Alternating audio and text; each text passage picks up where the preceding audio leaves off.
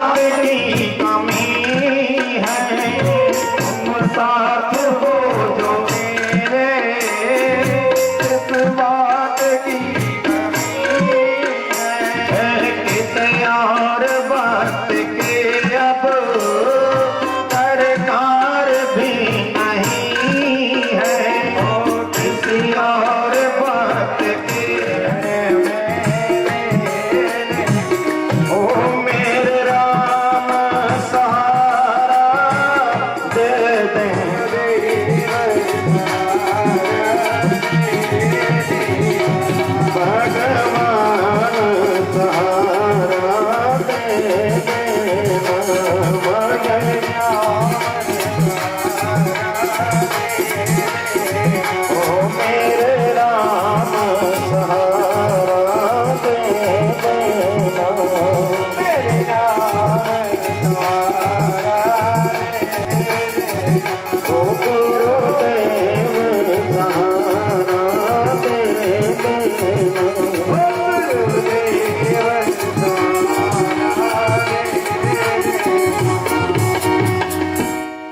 श्री सद्गुरुदेव भगवान की 2 मिनट की भुवना एवं सत्संगी प्रेमी माता बहनों भाइयों, आपको भी मेरा सादर नमन।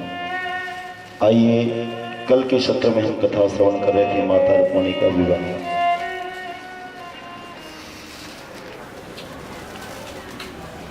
सुंदर भगवान की झांकी लीला का अवलोकन हमने किया। श्री सुखदेव जी महाराज राजा परीक्षित को कथा सुनाते कहते हैं, राजन कामस्तु वासुदेवांसो दग्ध प्रागोद्रमन्युना देवोपपत्तये भूयस्त नेव प्रपद्यता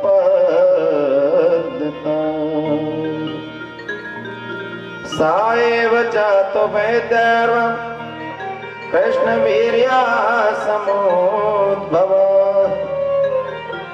प्रद्युम्न विख्यात सर्वतो नवमातु।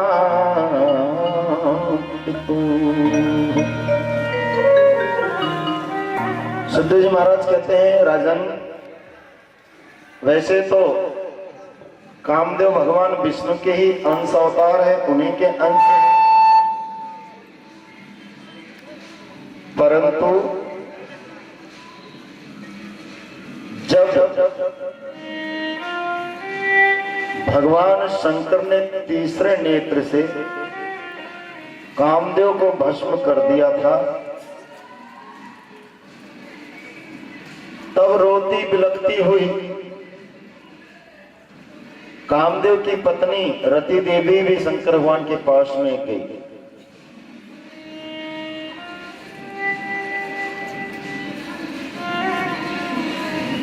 और शंकर भगवान से निवेदन करने लगी, बोले प्रभु आपने मेरे पति को भस्म कर दिया, अब मैं संसार में किसके सहारे रहूंगी। तो कृष्ण अवतार में भगवान कृष्ण को निमित्त बनाकर रुक्मिणी के गर्भ से तुम्हारे ये पतिदेव कामदेव प्रद्युम्न के नाम से वहां जन्म लेंगे, तब तुम्हारे पति से तुम्हारा मिलन होगा, तब तक तुम्हारे पतिदेव संसार में बिना ही शरीर के सबको व्यापते रहेंगे।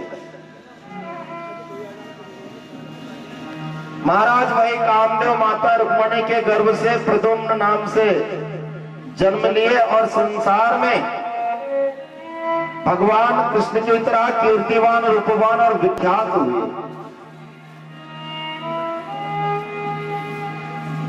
राजन जब प्रद्युम्न जी का जन्म हुआ, तम संबरा कामर रूपी अथवा लोकमर्दशम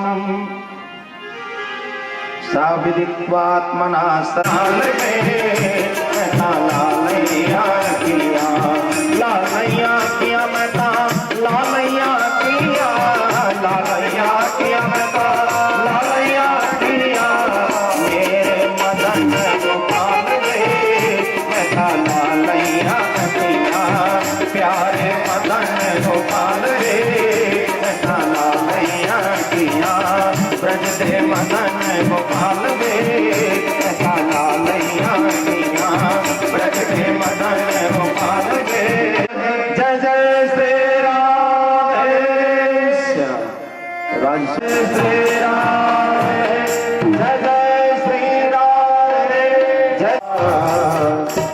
बांके बिहारी लाल की, मोर बड़वंशी वाले की। श्री शुद्धो जी महाराज राजा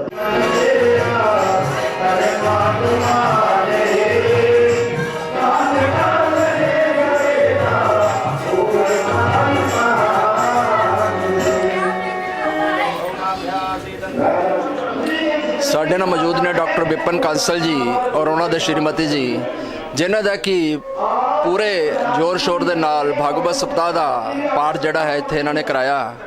ਡਾਕਟਰ ਸਾਹਿਬ, ਜਿੱਦਾਂ ਕਿ ਇਹ ਸਪਤਾਹ ਚੱਲਦਾ ਰਿਹਾ, ਕੀ ਕਹਿਣਾ ਚਾਹੋਗੇ? ਕਾਫੀ ਲੋਕ, ਕਈ ਸ਼ਰਧਾਲੂ ਆਉਂਦੇ ਰਹੇ ਨੇ ਸੁਣਨ, ਔਰ ਮਹਾਰਾਜ ਵੀ ਬੜੀ ਅੱਛੀ ਕਥਾ ਕਰਦੇ ਰਹੇ ਨੇ, ਕੀ ਕਹਿਣਾ ਚਾਹੋਗੇ? इस तरह है, कोई मैं तो कुछ करने वाला नहीं, कराने वाला नहीं। जो कुछ है सब उसे दी इच्छा है, उसे दी कृपा है, उसे ने इच्छा जगाई, उसे ने मैनू साधन बनाया। मैं स्वामी जी नूं मिलिया, इन्होंने टाइम देता, मैं बन लिया, मैं भी बन के उसे ने बनवाता, उसे ने सब कुछ उसे ने पूरा किया, उसे का ही सारा सहयोग उसे ने किया। वही करने वाला है, वही कराने वाला है। मेरा तो सिर्फ एक नाम हो रहा है, सब उसे का ही है। एक गी अपने भजन आंदा है, मेरा आपकी कृपा से प्रभु सब काम हो रहे हैं, करते हो प्रभु आप मेरा नाम हो रहा है। ये तो वो गल है, स्वामी जी ने बहुत अच्छी वो की, बहुत अच्छे उन्होंने सानिध्य, उन्होंने प्यार के नाल ही ये सुन के भी इन्नी अच्छी कर रहे हैं। सुनने वाले लोग आए, सारे शहर निवासियों ने पूरा सहयोग दिता, उन्होंने मैं धन्नवादी हाँ स्वामी जी का, परम पिता परमेश्वर का। और जिन्ने साढ़े ब्राह्मण संत महात्मा आए, बौंसी दी खूही वाले महाराज जी आने वाले सी, पर उन्होंने स्वास्थ्य बहुत खराब होने करके वो नहीं आ पाए। बाकी कुटिया चो, नंगली वाली चो, टुकड़ियाँ वाले मंदिर दे आए, उन्होंने भी बड़ा आशीर्वाद मिलिया। धन उन्होंने आशीर्वाद नाल ये पूरा हो सकिया। जेडे साढ़े ब्राह्मण लोग जिन्होंने मूल पाठ किया जां नाल वाले बंदे सी, उन्होंने बड़ा साथ दिता। मैं सब का, शहर निवासियों का, स्वामी जी का, संतां महापुरुषों का और सारे ब्राह्मण लोगों का, खन्ना शहर निवासियों का मैं बड़ा धन्नवादी हाँ। जेडे बाहरों भी लोग आए, उन्हों का भी बड़ा धन्नवादी हाँ। ये परमात्मा का काम सी, उसे नहीं किया, उसे नहीं पूरा किया। जेड़ा घंटे 2 घंटे का रह गया, ये भी उही पूरा करूँगा, मैं कुछ नहीं करूँगा। शहर निवासियों का, सब का, बड़े लोगों का, मैनू जो कुछ हैगा, जेड़ा जो कुछ भी है, ये जो कुछ होया किया परमात्मा ने। पर परमात्मा की, संतां महापुरुषों की कृपा भी माता पिता के आशीर्वाद तो बिना अधूरी सी। उन्होंने आशीर्वाद का मैनू सब कुछ, सारा फल उन्होंने आशीर्वाद का मिलेगा। उन्होंने आशीर्वाद तो बिना मैं कुछ नहीं कर सकता। और परमात्मा भी शायद मैनू मेरे उत्ते कृपा ना करे जे उन्हों का आशीर्वाद ना होता। ये बेटी है, ये डॉक्टर बन गई परसों। क्या नाम ਤੁਹਾਡਾ? अच्छे अंकल, बहुत वधिया। अर्चिता, नाम क्या है? अर्चिता। की स्टडी कर रहे हो? मेरी MBBS खत्म हुई है अंकल, हुणी 2 दिन पहला रिजल्ट आया, अगे हुण इंटर्नशिप MD। ਸੋ ਤੁਹਾਡੇ ਪਾਪਾ ਮੰਮੀ ਨੇ ਬਹੁਤ ਅੱਛਾ, ਜਿਸ ਤਰ੍ਹਾਂ ਇੱਕ ਭਾਗਵਤ ਸਪਤਾਹ ਕਰਾਇਆ, ਇਹੋ ਜਿਹਾ ਧਾਰਮਿਕ ਆਯੋਜਨ ਕਰਾਇਆ, ਤੁਹਾਨੂੰ ਕਿਹਦਾ ਲੱਗਿਆ? बहुत अच्छा लग रहा है अंकल, जो सुनन नूं मिलिया, कई गल्लां पता नहीं सीगियां, बहुत पता लगियां, लोगों ने आके सुनिया, बहुत अच्छा लग्या। पूरी जनता इन्नी आई, आराम नाल बैठ के सुनते हैं। महाराज जी ने इन्नी अच्छी कथा सुनाई, बहुत चीज़ां पता लगी जिहड़ी पता नहीं सी ते जिंदगी च पता होनियां चाहिदियां अच्छी जिंदगी जीने लिए, इसलिए बहुत अच्छा लग्या, बहुत अच्छा। ਸੋ ਤੁਸੀਂ ਸਾਇੰਸ ਦੇ ਸਟੂਡੈਂਟ ਹੋ, ਔਰ ਅੱਜ ਕੱਲ੍ਹ ਦੇ ਜਿਹੜੇ ਸਟੂਡੈਂਟਸ ਨੇ, ਨੌਜਵਾਨ ਨੇ, ਯੰਗ ਜਨਰੇਸ਼ਨ ਕਹਿੰਦੀ ਹੈ ਵੀ ਧਰਮ ਔਰ ਜਿਹੜੀ ਅੱਜ ਦੀ ਸਾਡੀ ਸਾਇੰਸ ਹੈ, ਇਹਦਾ ਆਪਸ 'ਚ ਕੋਈ ਤਾਲਮੇਲ ਨਹੀਂ ਹੈਗਾ। ਤੁਹਾਨੂੰ ਕੀ ਲੱਗਦਾ ਹੈ ਵੀ ਜਿਹੜੀ ਆਪਣੀ ਐਜੂਕੇਸ਼ਨ ਹੈ, ਉਹਦੇ ਨਾਲ ਨਾਲ ਜਿਹੜਾ ਆਪਣਾ ਧਰਮ ਹੈ, ਦੋਨਾਂ ਦਾ ਲਿੰਕ ਹੈਗਾ। ਇਹ ਨਹੀਂ ਹੈ ਕਿ ਇੱਕ ਚੀਜ਼ ਅਲੱਗ ਹੈ ਤੇ ਦੂਜੀ ਚੀਜ਼ ਅਲੱਗ ਹੈ। ਜਿਹਨੂੰ ਆਪਾਂ ਪਹਿਲਾਂ ਹੁਣ ਸਾਇੰਸ ਦੇ ਰੂਪ 'ਚ ਕਹਿੰਦੇ ਆ, ਉਹਨੂੰ ਜੇ ਆਪਾਂ ਅਪਲਾਈ ਕਰਕੇ ਦੇਖੀਏ ਤਾਂ ਦੋਨੋਂ ਚੀਜ਼ਾਂ ਆਪਾਂ ਉਹੀ ਯੂਜ਼ ਕਰਦੇ ਆ। ਕਈ ਚੀਜ਼ਾਂ ਇਹ ਹੁੰਦੇ, ਜਿਵੇਂ ਹੁਣ ਆਪਾਂ ਕਹਿ ਦਿੰਦੇ ਕਿ एक्यूप्रैशर होंगे जी, रिंग पाओ, ठीक है, पैरा च रिंग्स पाओ, ईयर की पियर्सिंग कराओ, रोज़ पियर्सिंग कराओ, हेल्थ अच्छी रहती है, डॉक्टर्स ये कहते हैं। जबकि अध्यात्म रूम च आप ये कहने कि श्रृंगार है, लेडीज़ का श्रृंगार है, ठीक है, दोनों चीज़ों का लिंक उही है। आप अध्यात्मिक रूप च होर तरीके नाल कह दिंदे आ, साइंस के स्टूडेंट होर तरह कह दिंदे, पर मेन चीज़ उही है। ये नहीं है कि दोनों चीज़ां अलग है, दोनों चीज़ां ਦਾ ਆਪਸ 'ਚ ਲਿੰਕ ਸੇਮ ਹੈ। ਜਿਸ ਤਰ੍ਹਾਂ ਕਿ ਆਪਾਂ ਸਭ ਦੇਖਦੇ ਆ ਕਿ ਸਾਡੀਆਂ ਜਿਹੜੀਆਂ ਭੈਣਾਂ ਨੇ, ਮਹਿਲਾਵਾਂ ਨੇ, ਉਹਨਾਂ ਦੇ ਸਹਿਯੋਗ ਨਾਲ ਹੀ ਸਾਡੇ ਸਾਰੇ ਧਾਰਮਿਕ ਕੰਮ ਚੱਲ ਰਹੇ ਨੇ। ਜਿਸ ਤਰ੍ਹਾਂ ਕਿ ਪਾਠ ਹੋਇਆ, ਜੀ ਸਪਤਾਹ ਹੋਇਆ, ਕੀ ਕਹਿਣਾ ਚਾਹੋਗੇ ਇਹਦੇ ਬਾਰੇ? मैं तो यही कहना चाहनी हाँ जी, जो कुछ करता परमात्मा ने करता, मेरी तो समझ चो कुछ नहीं आ रहा भी मैं की कर रही हाँ की नहीं कर रही। सब कुछ भगवान कर रहे हैं, परमात्मा कर रहे हैं। ਤਾਂ ਸਾਡੇ ਸਾਡੀਆਂ ਕੋਈ ਤਰੁੱਟੀਆਂ ਰਹਿ ਗਈਆਂ ਹੋਣਗੀਆਂ, ਕੋਈ ਉੱਚਾ ਨੀਵਾਂ ਬੋਲਿਆ ਗਿਆ ਹੋਊਗਾ, ਉਹਦੇ ਲਈ ਅਸੀਂ ਸਾਰਿਆਂ ਤੋਂ ਮਾਫੀ ਚਾਹੁੰਦੇ ਹਾਂ, ਪ੍ਰਮਾਤਮਾ ਤੋਂ ਵੀ, ਸਭ ਸੰਤਾਂ ਮਹਾਂਪੁਰਸ਼ਾਂ ਤੋਂ, ਬ੍ਰਾਹਮਣ ਲੋਕਾਂ ਤੋਂ, ਸ਼ਹਿਰ ਨਿਵਾਸੀਆਂ ਤੋਂ। ਜੇ ਕੋਈ ਕਮੀ ਰਹਿ ਗਈ ਹੋਵੇ ਉਹਦਾ ਹੀ ਮਾਫੀ ਚਾਹੁੰਦੇ ਹਾਂ। ਸ਼ਾਸਤਰਾਂ 'ਚ ਵੀ ਸਾਡੇ ਕਿਹਾ ਗਿਆ ਹੈ ਕਿ ਜੇ ਕੋਈ ਪੁਰਸ਼ ਕੋਈ ਧਾਰਮਿਕ ਕੰਮ ਕਰਦਾ ਤੇ ਉਹਦਾ ਅੱਧਾ ਹਿੱਸਾ ਜਿਹੜਾ ਆ ਉਹਦੀ ਪਤਨੀ ਨੂੰ ਮਿਲ ਜਾਂਦਾ, ਪਰ ਜੇ ਕੋਈ ਮਹਿਲਾ ਕੋਈ ਇਸ ਕੰਮ ਕਰਦੀ ਹੈ ਉਹਦਾ ਪਤੀ ਨੂੰ ਕੋਈ ਹਿੱਸਾ ਨਹੀਂ ਮਿਲਦਾ। ਤੇ ਤੁਹਾਡੇ ਤਾਂ ਪਤੀ ਵੀ ਬਹੁਤ ਅੱਛੇ ਪਾਸੇ ਲੱਗੇ ਹੋਏ ਨੇ, कैसा लग रहा है? बहुत अच्छा लग रहा जी, बहुत अच्छा लग रहा जी। पति के नाल नाल जी मैं भी लगी रहनी हाँ, हर टाइम मेरी भी उन्होंने दी तरह भगवान च बिरती लगी रहती है और बहुत अच्छा लगता मैडम। तो बहुत ही अच्छा प्रयास डॉक्टर विपिन कांसल ते उन्होंने फैमिली सारी ने मिल के ये धार्मिक आयोजन करा के किया है। मैं राजन शिब्बन कैमरामैन मोहित दे नाल फास्ट वे चैनल वालों सारे दर्शकों वालों इन्होंने बहुत बहुत बधाई दें। धन्यवाद। उनको मुक्त कराया और बहुत सा धन ला करके युधिष्ठिर महाराज को अर्पण कर दिया। भगवान कृष्ण कहते हैं युधिष्ठिर तुम बड़े भाग्यशाली हो, बड़े धन्य हो, देखो तुम्हारे पास कितने धन की प्राप्ति हो गई। अब तुम यज्ञ आरंभ करो। तो युधिष्ठिर महाराज कहते बोले कन्हैया इसमें मेरा कुछ भी पुरुषार्थ नहीं है, इसमें मेरा कोई भी योगदान नहीं है, इसमें मेरा कोई भी सहयोग नहीं प्रभु, जो भी कुछ हो रहा है सब आपकी कृपा से हो रहा है। मेरा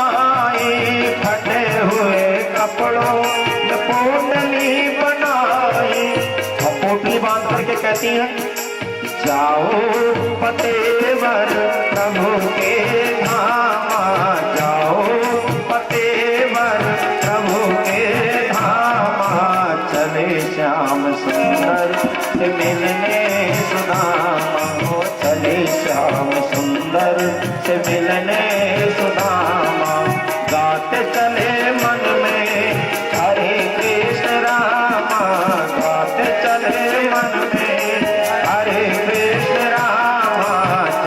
श्याम सुंदर से मिलने सुदामा, चले श्याम सुंदर से मिलने सुदामा।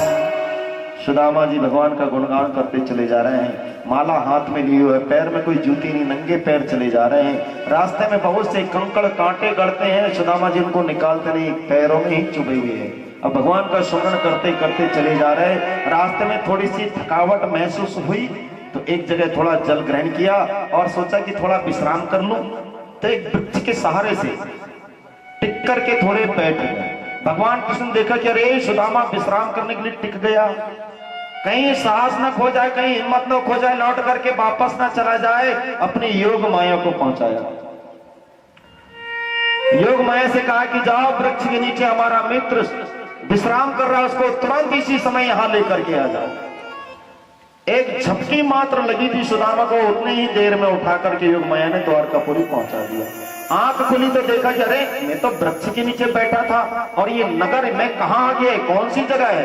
पूछा भैया ये कौन सा नगर है, कौन सा शहर है।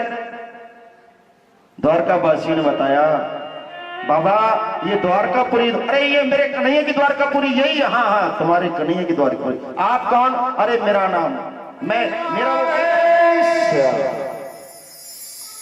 भगवान कृष्ण को जैसे ही पता चला कि मेरे बोलो बांके बिहारी लाल की जय, बोल हरवंशी वाले की जय। और जैसे ही माता रुक्मणी ने हाथ पकड़ा तो माता रुक्मणी कहती हैं अरे प्रभु क्या सर्वस्वी लुटा दोगे, क्या सर्वस्वी दे दोगे क्या। आखिर हमारे भी तो परिवार है, हमारा भी तो जीवन है, हमें भी तो अपना जीवन यापन करना है। भगवान का इस प्रकार का स्वागत सत्कार देख करके सुदामा जी के मन में विचार आया मोहन देना आज मैनू नच कहते, नचना मोहन देना आज मैनू नच कहते।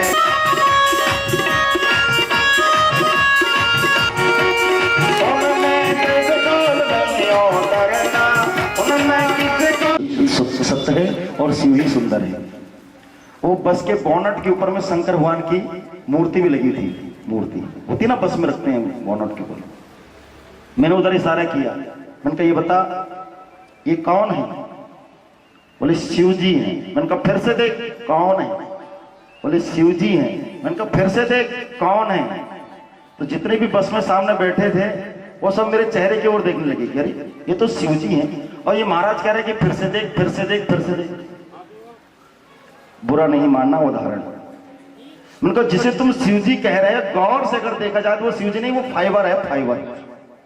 गौर से गहराई से देखो तो एक फाइबर मात्र है, परंतु उस फाइबर को शिव जी की आकृति में ढाल दिया तो हम उसे शिव जी कहेंगे। फाइबर को शिव जी की आकृति में ढाल दिया तो उसे हम शिव जी कहेंगे। यथार्थ में वह फाइबर है, उसके अलावा कुछ नहीं। इसी प्रकार से जिसे शिव कहते हैं, जिसे शिव जी कहते हैं, वो कौन है। ये तो फाइबर है। ये शरीर भी शिव का प्रतीक है।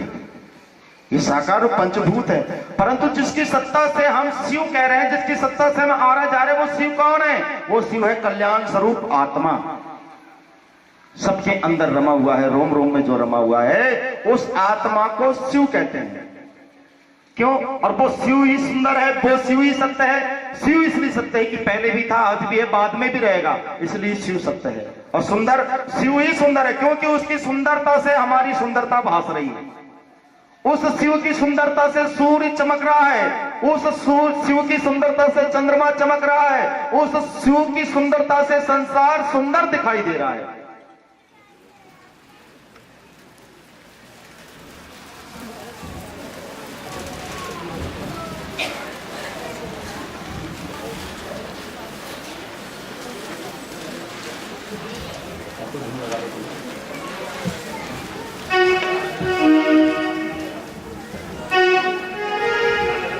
हो मैं तुझे पूछदा तेरा नाम, दयालु दया करो। मैं तुझे पूछदा तेरा नाम, दयालु दया करो। मैं तुझे पूछदा तेरा नाम, दयालु दया करो। दया करो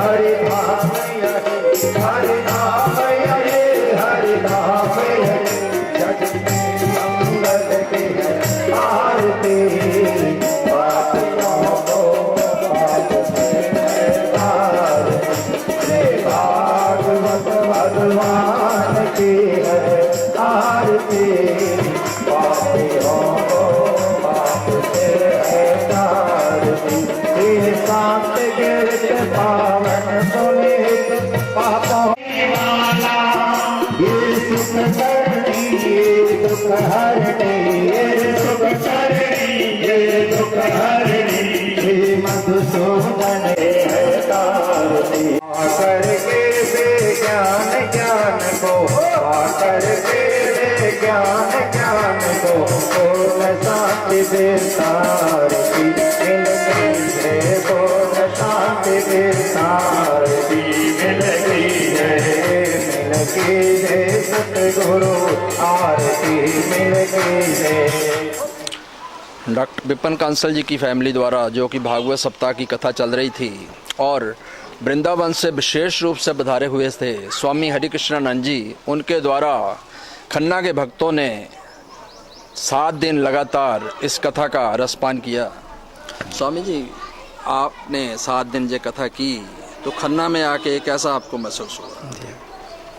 खन्ना में आके मुझे बहुत अच्छा लगा और 7 दिन तक कथा सुनाने में मुझे भी अच्छा आनंद आया और भक्त लोग भी बड़े श्रद्धालु हैं, यहाँ के धर्मनिष्ठ हैं, भगवान के प्रति, संतों के प्रति, गुरुओं के प्रति बहुत अधिक आस्था है यहाँ के लोगों की, जो समय पर उपस्थित होकर पहले से ही बैठ जाते थे, कथा सुनने के लिए आस लगाए रखते थे और कथा समापन होने के बाद में भी बैठे रहते थे कि और कुछ सुने और कुछ सुने, ऐसी सबकी पिपासा बढ़ती हुई रहती थी।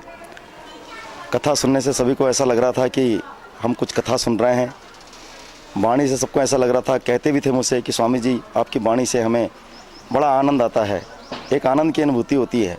हम घर तक जाते हैं तो हमें आपकी वाणी, आपके कीर्तन, आपके भजन, आपके उपदेश हमारे कानों में गूंजते रहते हैं, हम उसी में चिंतन में डूबे रहते हैं। घर तक जाते तक हमें बड़ा आनंद की अनुभूति होती है। और मैंने भी देखा कि वाकई में भक्त बड़े श्रद्धालु थे, भजन कीर्तन बड़ा सुंदर साथ देते थे, किसी प्रकार का हलचल ना करते हुए, किसी प्रकार का व्यवधान ना करते हुए शांतिपूर्वक बैठ करके कथा को सुनने के साथ साथ में उसको अपने जीवन में उतारते हैं। मैं देखता था पास में ही मंदिर भी है, बहुत सी माताएं बहनें सुबह सुबह थाली सजाकर आरती की लोटा में जल लेकर, पुष्प इत्यादि लेकर के मंदिर जाती हैं पूजा करने के लिए, पूजा करती हैं। तो उनकी भी आस्था मैंने देखा, बड़ी सुंदर आस्था दिखाई दी, श्रद्धा दिखाई दी। तो खन्ना में आकर मुझे इतना अच्छा लगा।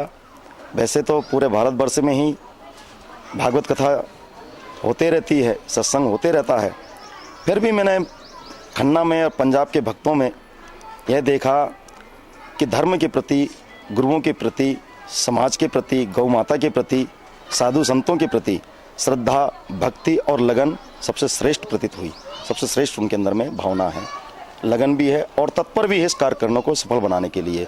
यह मैंने खन्ना में आकर देखा, खन्ना में आकर मेरे को अनुभूति हुई और भगवान की अगर से कृपा बरसी तो पुनः मैं खन्ना में आ ही रहा हूँ। फिर आपकी सेवा में जो भी मेरे से टूटी फूटी सेवा बनेगी सो मैं सेवा करूँगा।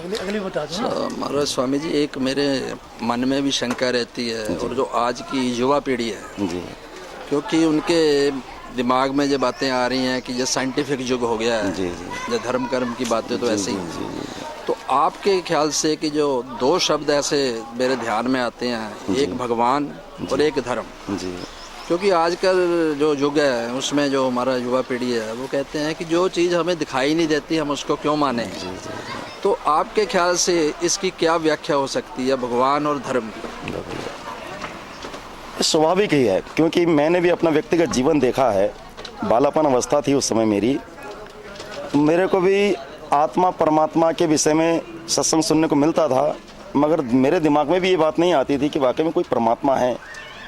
हम एक मूर्ति रूप में पूजा करते हैं, साधु संतों से सुनते हैं, शास्त्र पढ़ते हैं तो उससे धर्म की व्याख्या हमको सुनने को मिलती है कि धर्म ऐसा है, धर्म ऐसा है, परंतु यथार्थ में परमात्मा कैसा है, वो भगवान कैसा है, ये समझ में नहीं आता था। उसका कैसा चिंतन करेंगे, उसका अनुकरण कैसे करेंगे, उसका अनुसरण हम कैसे करेंगे, उसको कैसे मानेंगे, कैसे जानेंगे, ये बड़ा डिफिकल्ट लगता था, बड़ा कठिन लगता था कि कैसे होगा। परंतु नहीं, ये कठिन नहीं है, बहुत सरल है ये। अगर हम संतों के वचनों पर, गुरुओं के वचनों पर और जो हमारे भगवान की कृपा से जो शास्त्र निर्माण है, शास्त्र अवतरित हैं, उन शास्त्रों में जो वर्णन किया हुआ उस पर अगर हम अमल करें, उसके मार्गदर्शन पे अपना जीवन यापन करें, उस रास्ते से अगर हम चलें तो जरूर ही ईश्वर सहज में मिल जाएंगे हमें। ईश्वर मिलेंगे हमें, इसमें कोई दो मत नहीं है, ईश्वर मिलेंगे। और वास्तविक ईश्वर कौन है, भगवान कौन है, और वाकई भगवान है, ईश्वर है, इसमें कोई संदेह नहीं। ईश्वर है, भगवान है, इसमें कोई, मगर वो निराकार है, इन चर्म चक्षुओं का विषय नहीं है, आंखों के द्वारा उसे हम नहीं देख सकते हैं। अर्जुन के सामने भी ये समस्या खड़ी थी। भगवान ने कहा, अर्जुन मेरा ईश्वर रूप देख, मेरा विराट रूप देख। अर्जुन सामने खड़ा है, कुछ बोले, प्रभु मेरे को नहीं बोले, इन चर्म चक्षुओं के द्वारा तुझे नहीं दिखाई देगा। दिव्यम ददामी ते चक्षु, मैं तुझे दिव्य दृष्टि देता हूँ, वो दिव्य दृष्टि के द्वारा तू मेरे रूप को लग। पश्चिम योग ऐश्वरम, मेरा ऐश्वर को देख। तो भाई दिव्य दृष्टि जब हमें मिल जाती है परमात्मा की ओर से, तब भाई परमात्मा हमारे सामने हाजिर होता है, उसके दर्शन होते हैं। उसके दर्शन होते हैं तो वाकई में हमें ये लगता है कि नहीं, वाकई में भगवान है, ईश्वर है, पूजना चाहिए, मानना चाहिए। और ये भौतिक ओर जो हमारे युवा वर्ग के बालक जो जा रहे हैं, अंधी दौड़ में जो दौड़ते चले जा रहे हैं, एक साइंस की ओर चले जा रहे हैं या विज्ञान की ओर चले जा रहे हैं, विज्ञान को ही श्रेष्ठ मान रहे हैं, ये भ्रांति है, अज्ञान है, मंदता है ये। हालांकि विज्ञान ठीक है, अपने स्थान में सुविधा है, उपयोगी है, ऐसा नहीं कि विज्ञान बिल्कुल नथिंग, ऐसा नहीं। विज्ञान भी उपयोगिता है, मगर उसका सदुपयोग होना चाहिए। अभी वर्तमान में जो हमारे लिए सुविधा उपलब्ध हुई है, जो इंस्ट्रूमेंट इत्यादि बनाए गए हैं, टेलीविज़न है, मोबाइल वगैरह है, कंप्यूटर वगैरह जो है, ये उपयोगी हैं, ये जरूरी आवश्यकता है इनकी, मगर इनका उपयोग दुरुपयोग में नहीं होना चाहिए, गलत दिशा में नहीं होना चाहिए, गलत सोच में नहीं होना चाहिए, गलत धारा में नहीं होना चाहिए। मगर वर्तमान में बच्चे, हमारे जो युवा वर्ग के बालक हैं, पहली बात तो उसमें थोड़ा सा मैं कहूँगा कि माता पिताओं की कमी है, कि माता पिता उनको साधु संतों के पास लेकर के आते नहीं, साधु संतों से उनको जोड़ते नहीं, गुरुओं से उनको जोड़ते नहीं है। अगर उनको साधु संत के माध्यम सानिध्य में अगर से उनको आना हो जाए, वो सानिध्य में अगर आ जाते हैं और थोड़ा भी अगर विश्वास करें तो अध्यात्म विषय में प्रवेश कर जाएंगे, जिसके माध्यम से हमारे भारतवर्ष को विश्व का गुरु माना गया। आज भी गुरु है, आगे भी रहेगा। हमारा भारतवर्ष पहले भी गुरु था, विश्व गुरु आज भी, और विश्व गुरु हुआ हमारा भारतवर्ष अध्यात्म सिद्धांत पर, अध्यात्म विषय पर। क्योंकि हमारे भारतवर्ष का जो अध्यात्म ज्ञान है वो दुनिया में कहीं नहीं, दुनिया में कहीं नहीं। इसीलिए दुनिया ने स्वीकार किया, विश्व ने स्वीकार किया कि वाकई में भारत जो है वो विश्व का गुरु है, क्योंकि भारत के अंदर में अध्यात्म ज्ञान श्रेष्ठ है, इसमें कोई दो मत नहीं है। और अध्यात्म ज्ञान में जब हमारे बालक प्रवेश कर जाएंगे, अध्यात्म ज्ञान की उन्हें अनुभूति हो जाएगी, तो फिर उन्हें समझाने की जरूरत नहीं, वो स्वयं दूसरों को लेकर के आएंगे और आध्यात्मिक की ओर मोड़ देंगे, उन्हें आध्यात्मिक की ओर मोड़ करके और सतपथ पर चलेंगे, बुलंदी लेकर के आएंगे, एक साहस लेकर के आएंगे, और समाज का सुधार, देश का सुधार, जनमात्र का सुधार, जनमात्र के कल्याण में अपने जीवन सफल बना लेंगे। अच्छा, एक स्वामी जी, जो धर्म का मैंने शब्द आपसे बताया था, हम देख रहे हैं कि आज देश देश आपस में लड़ रहे हैं, आदमी आदमी लड़ रहा है धर्म के कारण। वो कहता मेरा ये धर्म है, मेरा कहता वो धर्म है। तो जो हमारे शास्त्र हैं वो धर्म की व्याख्या किस रूप में करें? बहुत बढ़िया। ये हमारी थोड़ी सी भ्रांति है इस विषय में कि हम रामायण को अपनी मान लेते हैं, बुरा नहीं मानिएगा। रामायण को अपनी मान लिया, भागवत को कि हमारी है। मुस्लिम लोगों ने कुरान को अपनी मान ली कि कुरान हमारी है। ईसाइयों ने बाइबल को अपनी मान ली कि बाइबल हमारी है। मगर ऐसा नहीं है। हमारी भागवत कहती है, हमारी गीता कहती है, हमारी रामायण कहती है कि हिंदू के लिए नहीं, ये मानव मात्र के लिए है, मानव मात्र के लिए उपयोगी है। अगर से मानव मात्र इसका उपयोग करे, इसका अनुसरण करे, तो उनका कल्याण होगा, उनका उद्धार होगा, इसमें कोई संदेह नहीं है, संशय नहीं है। चाहे वो अन्य संप्रदाय के जो भी है, इस विषय में खंडन नहीं करूँगा, ना उपेक्षित करूँगा उसको, उनमें ऐसी भावना है। क्योंकि चाहे गीता हो, कुरान हो, बाइबल हो, ये हमारी भ्रांति है। हमारे ही मानने वालों ने एक सीमित दायरे में बांध दिया कि ये हमारा है, ऐसा नहीं है। ये इस भ्रांति को निकालना पड़ेगा, इस भ्रांति को तोड़ना पड़ेगा कि ये ग्रंथ, हमारे जो सदग्रंथ है, वो किसी व्यक्ति विशेष के नहीं है, किसी संप्रदाय के नहीं है, किसी मजहब के नहीं है, ये मानव मात्र के हैं, मानव मात्र के। मानव मात्र के उपयोग में उसका उपयोग लेंगे तो ये जो आपस में हमारा कलह जो मचा हुआ है, आपस में जो हम टकराते हैं कि ये हमारा धर्म है, ये हमारा धर्म है, ये अज्ञानता है हमारी, ये हमारी भूल है। धर्म हमारे नहीं, मानव मात्र का धर्म है, सभी का धर्म एक है। कौन ऐसा जीव चाहता है कि हम किसी की हिंसा करें? कौन ऐसा जीव चाहता है कि हम किसी को दुख दें? कौन ऐसा जीव चाहता है कि हम अपने परिवार के नाम से अपने परिवार को गलत दिशा में जाने दें? कौन सा धर्म चाहता है, कौन सा मजहब चाहता है, कौन से लोग ऐसे हैं जो ऐसे चाहते हैं हमारा परिवार अधोगति में चला जाए। नहीं चाहता कोई भी हमारा परिवार दुखी हो, कोई नहीं चाहता, सब सुखी हो। मगर सुखी होंगे कैसे? सामंजस्य में, समत्वम योग उच्यते। सामंजस्य में हम सुखी हो सकते हैं, मगर मेरा ही बने, ये हम थोड़ी सी त्रुटि कर रहे हैं इस विषय में।